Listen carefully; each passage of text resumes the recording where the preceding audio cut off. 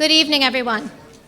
On behalf of my co-chairs, Steve Lavenda, Gary and Rachel Barron, and my husband Harlan, I would like to welcome you to the annual Blitstein Institute dinner. We are proud to pay tribute this evening to Linda Lavenda, an innovative supporter of TI and women's education. She has her hand in many endeavors at TI, including the creation of WELL, Women's Education, Learn and Live, a high-level, text-based learning program for women in the community. In addition, Linda organizes and hosts the insightful twice-monthly Tehillim class given by Dr. Shkup. And Linda is responsible for the continuity of a class that is near and dear to me and others in this room. Almost 10 years ago, Dr. Shkup indulged the request of a group of us who wanted a serious and meaningful opportunity for foundational learning in Chumash and Navi. I am grateful to Dr. Shkup for honoring our request, to Mrs. Olstein, who has helped us tap into the depths of Torah, and for Linda for keeping the class going strong. I will tell you that perhaps an hour before I arrived, I received an email from Linda letting us know about spring registration.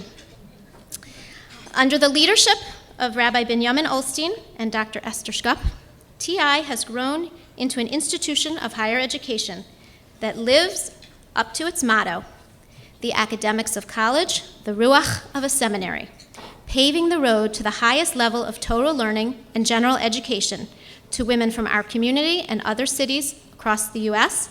and the world. Its graduates have distinguished themselves not only in Jewish education, where their erudition and skills have impacted schools throughout the world, but also in other spheres. They are pursuing successful careers as accountants, computer programmers, lawyers, psychologists, social workers, academicians, nurses, OTs, PTs, speech pathologists, audiologists, pharmacists, and physicians.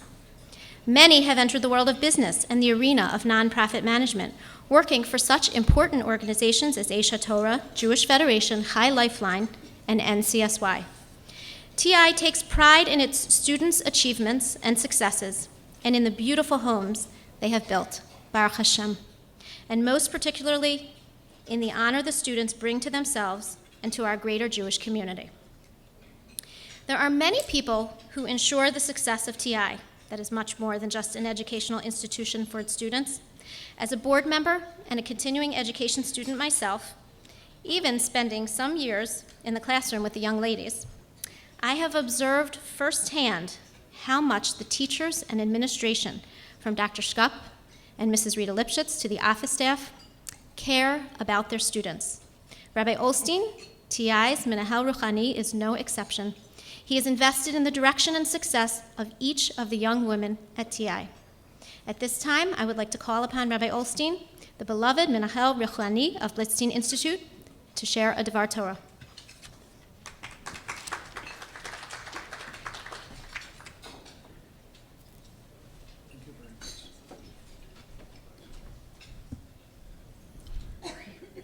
Welcome, everyone. In preparation for my short speech, I want to be honest with you. I didn't look much in the Mefarshim. I didn't review the Megillat Esther. I spent Shabbos, this last Shabbos, with our students in a Shabbaton. And we had interesting discussions that I want to share with you. And in addition, I was sitting yesterday, late at night, with the Achenu, the community directory, and just to go through the letters A and B, and to see how many students are listed under the last names of A and B that are former students of TI. And while I did it, I mentioned names and I realized that my wife takes notes. I felt like I'm in a classroom. And the list is endless. And I did it because I wanted to be more inspired to speak tonight about what TI is about and about our outstanding honoree. In a week from today, we'll walk to Shul to listen to Megillat Esther. And what I asked this last Shabbos our students, that there is something in Megillat Esther that looks to me like not the typical Megillat Esther part. Because among all the Mefarshim, they all agree that Megillat Esther is the perfect timing, it's the perfect story, that everything happens exactly on time, and everything together creates the story. So here we have the replacement of Vashti with Esther, and we have the story with Bigtan Vateresh, and we have the Etz. And everything works perfect to make the story of Purim what is the story about Hashgacha Pratit. But one exception, one short part in the story that I would expect it to be different, says as follows. After Haman and Rasha comes up with the idea of what we all know, to kill all the Jewish people. And Mordechai tells Esther, you have to go to the king. How perfect could it be if at the moment that she was told that you have to go to the king, how perfect Purim style and Megillah Esther style would be if at the moment that she was asked to go to the king, and may I use the terminology that we use today with our students, but only because it's a Purim dike, a little bit style. At the time that he tells her you have to go to the king, she would get a text message. And the text message would say, Esther, I didn't see you for the last 30 days. I want to see you right away. And that would be a perfect Megillah Esther story.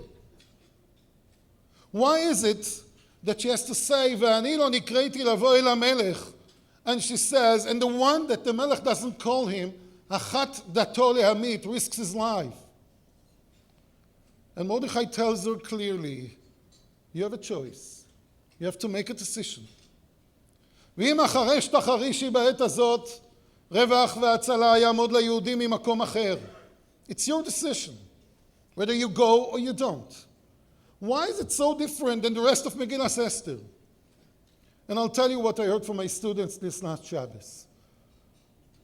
All of them agreed that there are times that you have to make decisions. You cannot build on coincidence. And the time are to do with a commitment to Torah and commitment to the Chachamim of Torah. And the Megillah teaches us a message that at the time that you have to make a decision that you are committed to Torah, it's your choice. And Esther did the right one. She asked everyone to daven, but she went. She went because it was her decision. Tonight's dinner. I know Mrs. Linda Lavenda in a very unique way. This group of people that are learning on a weekly basis, Mrs. Robin Lowe mentioned, is something that physically I'm not there, but I'm part of it on every Shabbos table. I hear the thoughts, I hear the insights. It comes to our Shabbos table, it enriches our Shabbos table, it makes it special. Today's honoree, tonight's honoree, is the one who made a decision. And she made a decision that is a role model. She made a decision to commit herself to Torah and to Rabbanim. And that's the perfect shidduch between her and TI. We are an institution that is Machon Torani Lebanot. We give the most excellent education academically. But then first and foremost, we are Machon Torani Lebanot. We are serving students, mostly coming back from Eretz Israel. I was there a few months ago. I was there a year ago. I'm there, Baruch Hashem, every year. I was giving a shiur in, I think, 18 seminaries. It was at the time that was the terror attack in Rehov Malchi Israel and Geula. Last year I was there when it was around the time of the Har Nof terror attack. Those seminaries that I visited were down the block, around the corner. I spoke to the students. I had in mind the parents. No one asked his daughter to come back. I didn't see any kind of students that are sitting there and they feel like, okay, it's time to go home. They felt that that's their home, Yerushalayim Ir HaKodesh. And then they're coming to us, and we are the perfect place for them because they carry from Yerushalayim the same commitment that Mrs. Linda Lavenda carries, that we are staying for. Commitment to Torah, commitment to Rabbanim. That's what TI stays for. The Milchama against Amalek, as the Pasuk says, they don't like that we have a derech. We do have a derech. A derech has a final destination. A derech has a goal. We have a goal. A derech needs hadracha. When Moshe Rabbeinu tells Yoshua ben Nun for the first time, בחר לנו אנשים וצא יילחם בעמלק, מחר אנוכי ניצב על ראש הגבעה. The Gemara says, how you should punctuate the pasuk? בחר לנו אנשים וצא יילחם בעמלק מחר, כמה? אנוכי ניצב על ראש הגבעה, maybe from today, or maybe צא יילחם בעמלק, tomorrow I'll be on ראש הגבעה. Many pirushim, but one thing is clear. In a way, the word machar is written twice. Because we are here to make sure that there is a future, there is a tomorrow. Once Amalek is Reishis Goyim Amalek, stays for the Rashi Tevo Isrega. Reishis Goyim Amalek, Reish Gimel Ayin. They live for the moment. We live for tomorrow. That's what we do when we sit in the night of the Seder and we say, Vayaki Ishalcha Bimcha Machar. That's what we are coming tonight to support. The future of the chinuch of our daughters, to create an amazing tomorrow, and hopefully soon we'll all be going back, bringing ourselves to Yerushalayim, and carrying the concept of commitment to Torah and commitment to Das Torah. Thank you very much.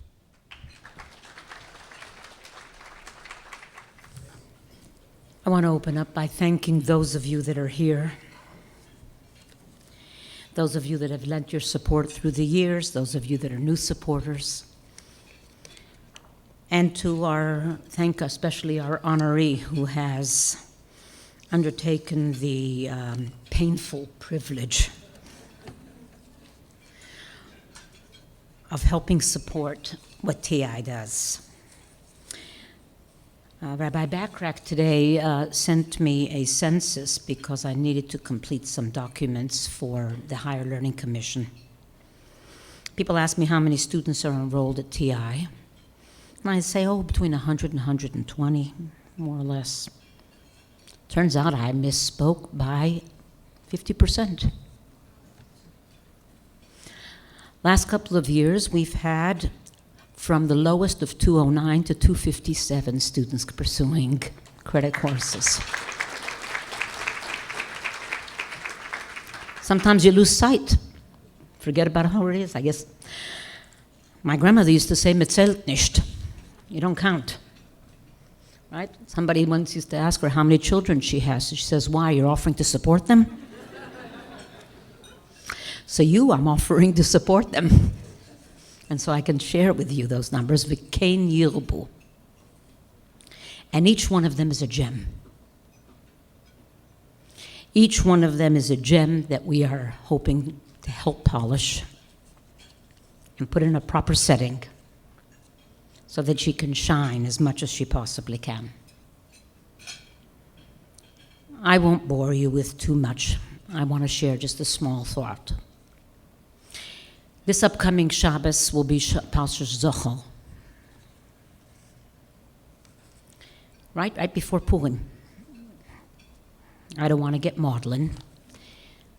I'm sure you're aware that yesterday we had primaries. I think you know the precarious situation of the world. You've probably heard about the Pew reports. America has become even less religious. The number of Jews that are unaffiliated has become ever greater. And the Pew Report tells us that harassment of Jews reached a 7-year high globally. Not a pretty picture, is it? For some of us who are old enough and who read literature, it's beginning to feel like the 1930s all over again.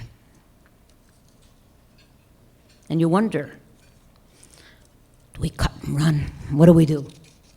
We fight. But I was over at my children's house. My son-in-law shared with me a Haggadah for Pesach. He says this is the Haggadah that is his favorite. He uses it. He is the grandson of survivors. So I opened it up, and it started with a story not about Pesach, not about Purim, but about Chanukah. It's recorded in several books, including, I believe, in Yafa Eliach's book. The Blujever Rebbe told that when he was in Bergen-Belsen, he and several of the other inmates gathered whatever margarine they could, and they collected them over a while, until the night of Chanukah there was enough to light one candle. And he stood there, and around him were all of the men in the block. And he made the first bracha. Asher kedishanu b'mitzvotav etzivanu le'adlik ner shel Chanukah. He then made the second bracha, which seemed more like a prayer. She'asa nisim la'avoteinu bayamim hahem bazman hazeh. The same God that made miracles in those days will Emilz Hashem do it again for us this days. He will do it again. It was a prayer. But then he chuckled a lot and had a hard time saying the third bracha. And he looked around and was a bit embarrassed. And he said, Shehechiyanu v'kiyimanu v'higiyanu lazman hazeh. Thanking God for bringing us, for keeping us alive to this day. A Bundist behind him, who was a declared atheist, turned and says, you don't believe a word of that bracha, do you? How can you thank God for bringing us to what? To Muslims here who've seen their families wiped out. How can you thank us? He says, oh, you missed the point. For me to see all these Jews who gave up their little bit of margarine, collected it so we could light candles, for them to all stand here and have sacrificed as much as they did to still be Jews. Shehechiyanu v'kiyimanu v'higiyanu lazman hazeh. How lucky we are to have lived to see Jews who've embraced, Jews who chose to be Jews, Jews who decided that what was put on us as a symbol of shame and humiliation is our pride.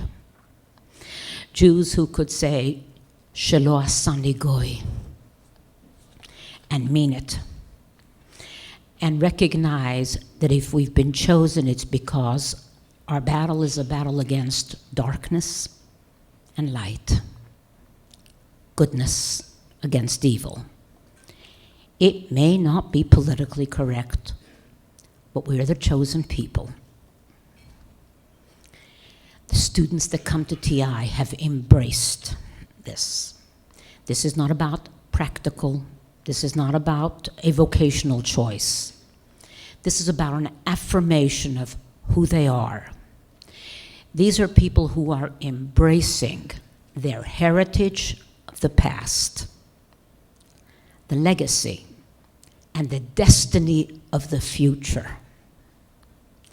These young women will ensure the next generation and the next generation ad biat goel tzedek, and will do so proudly. And they won't do so as victims. They will do so as heroines. And that's what TI is about. And that's what Linda is about. Thank you very, very much. And I will wait for the rest of the film. Thank you.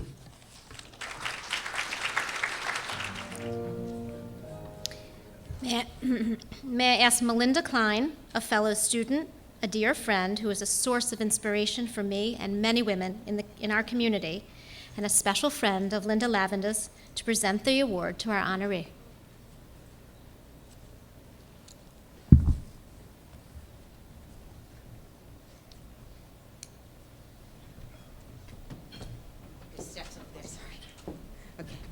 Okay, I have a couple of stories to tell, if you don't mind.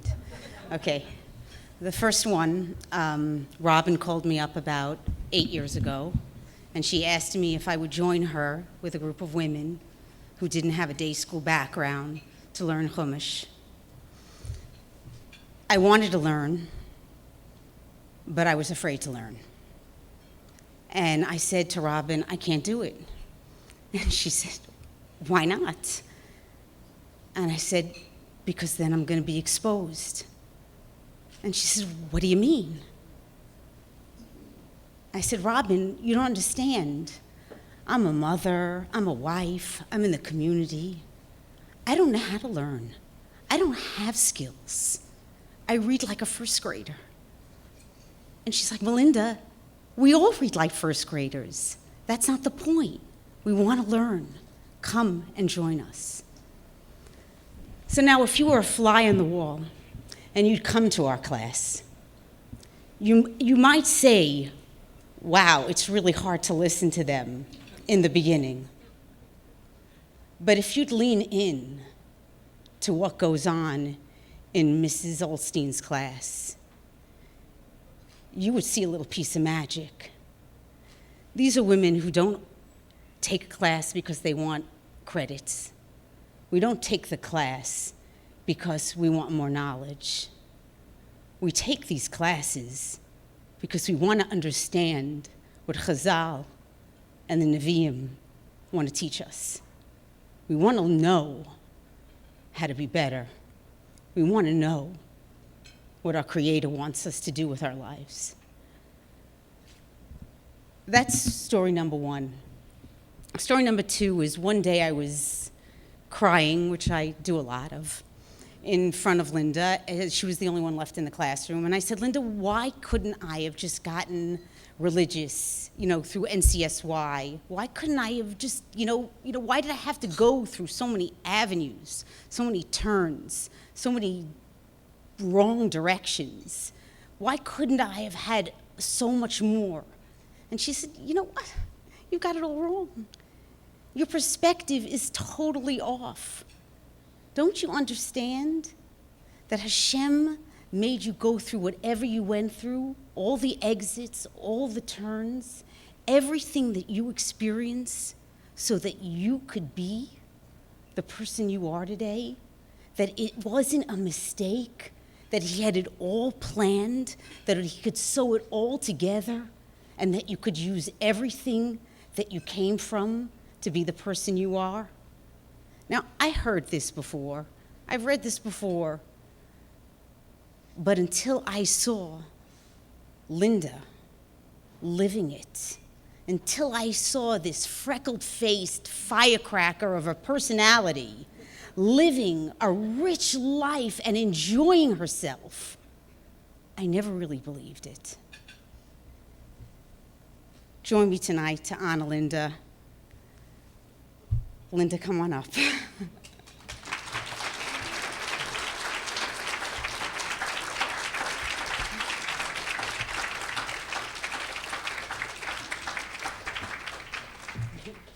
What do I do? Do we give you a gift?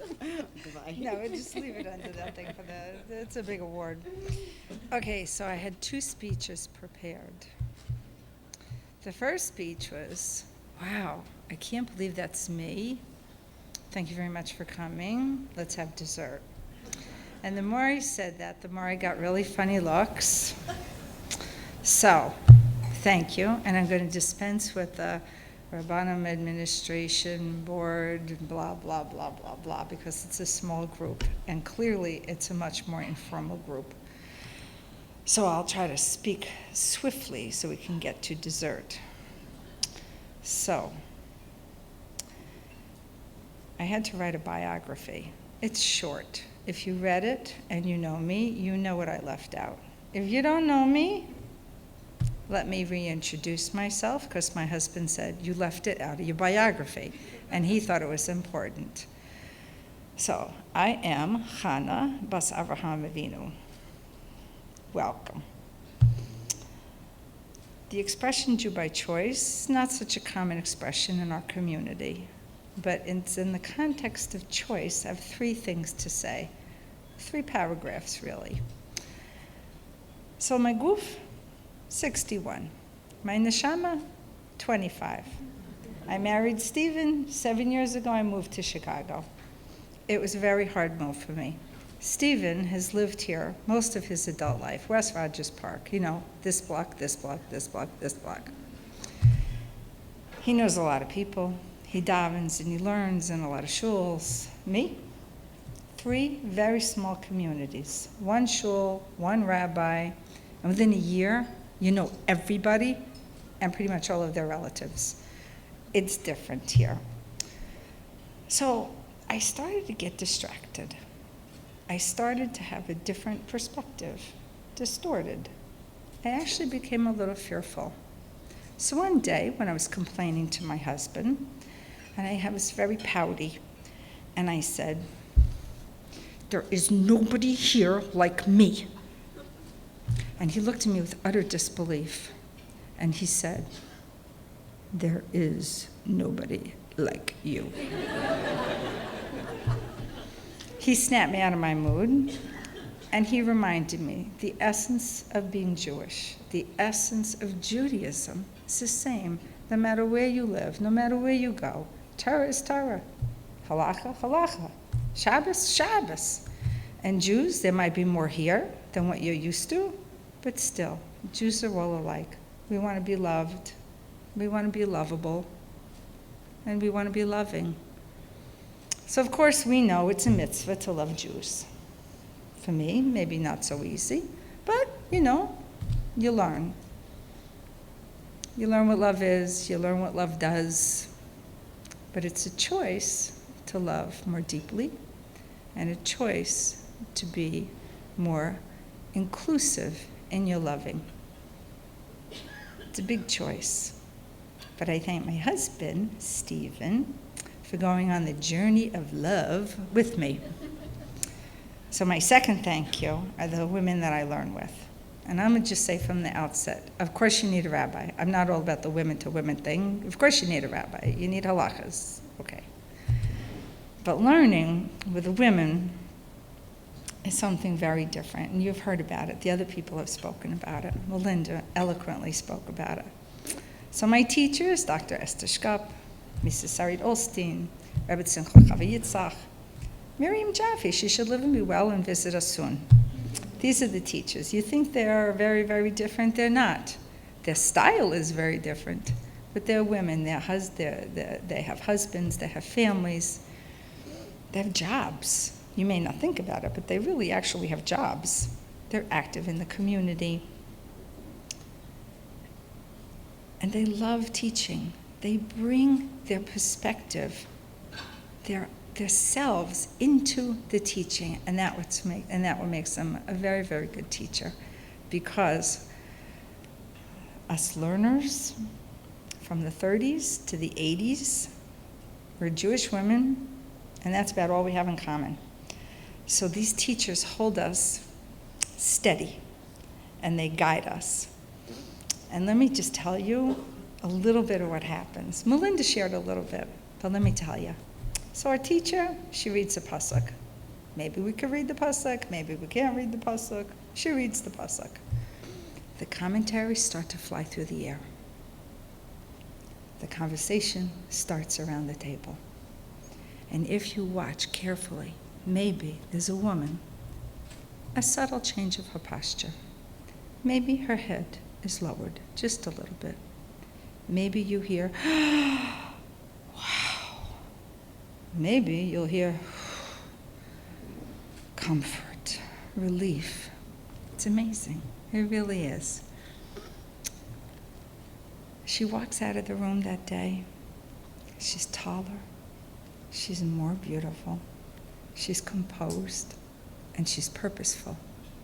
And for the rest of the day, the world is better.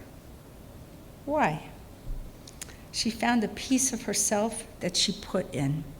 Another piece of that puzzle clicked. She may have had a lifelong question, and finally, she got an answer that resonates with her. She might have had a reality of dreams and wishes, and now she sees a possibility. That's amazing. It doesn't happen all the time. We're consistent, we're persistent, we slog through text a lot. But when a woman makes a choice to continue her learning,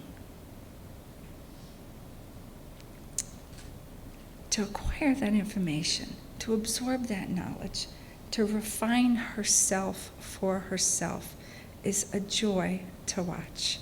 So I thank all the ladies that I learn with, and I hope we can continue to learn for many, many years ahead.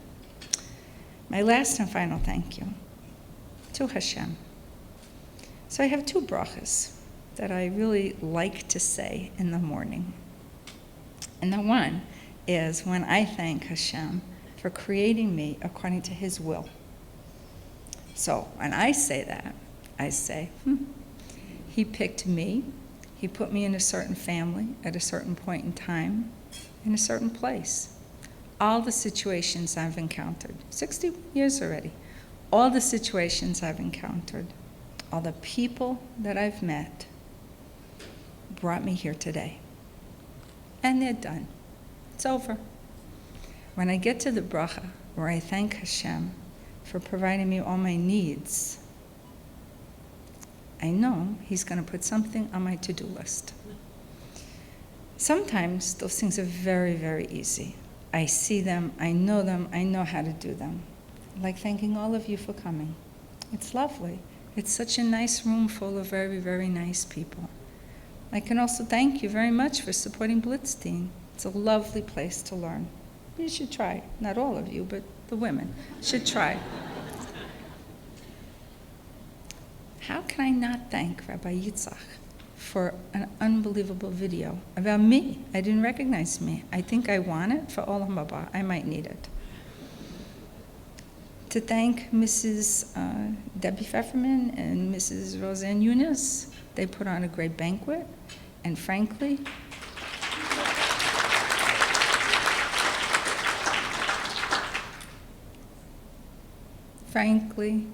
I know you think Dr. Esther Schkapp and Mrs. Rita Lipschitz run TI, but they don't. Mrs. Pfefferman and Mrs. Eunice really run TI.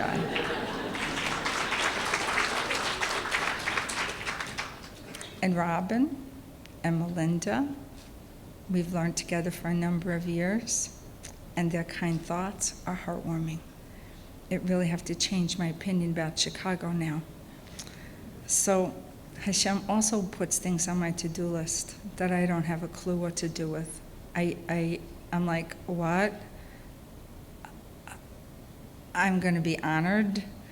No, thank you. I appreciate the consideration, but no, it's okay. It's humbling, but it's much more than that. It's frightful. It's just, but.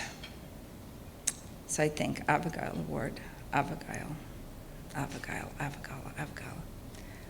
is in a very, very difficult situation. Abigail had a very unique perspective. Abigail made a choice. She spoke up. She saved her husband's life.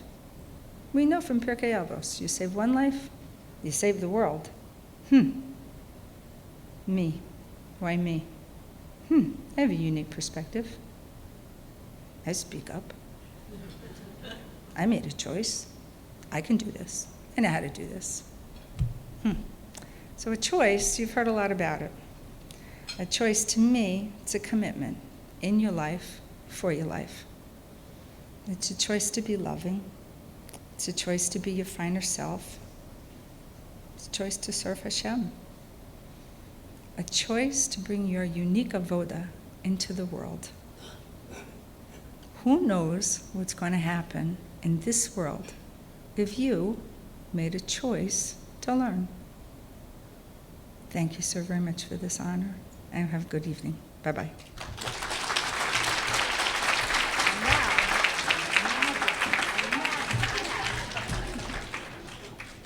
Linda, we are so inspired by your words and want to present this award to you.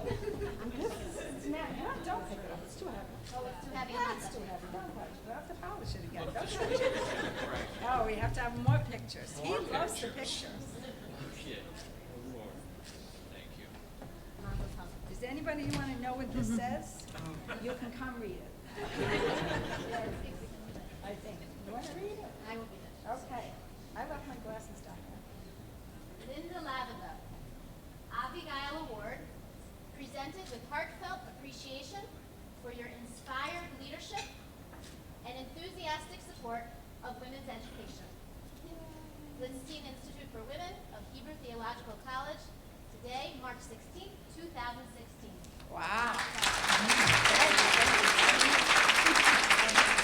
Okay, you're up again. Are we ready just for dessert now? Before we bench, I'd like to thank everyone for coming this evening and supporting Blitstein Institute. I'd like to give a special thank you to Roseanne Eunice and Sarah Bernstein and Debbie Pfefferman for all of their hard work on the dinner. Please remember to pick up your delicious take-home dessert on the way out. Wishing everyone a Freilich and Purim. Rabbi Gross, will you please lead us in benching?